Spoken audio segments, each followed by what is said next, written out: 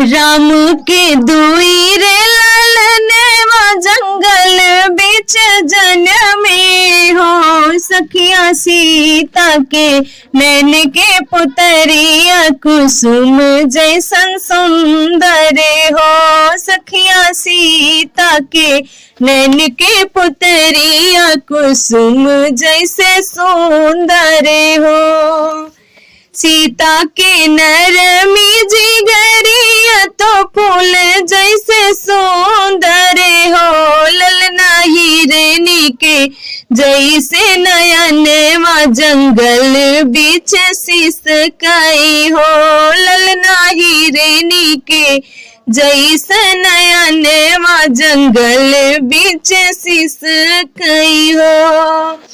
Love कुश के मोहनी सूरतिया सीता निहारई हो। सखिया धीरे धीरे पलंगे झुलावे मन ही मन सोचई हो। सखिया धीरे धीरे पलंगे झुलावे मन ही मन सोचई हो। आजू जे हो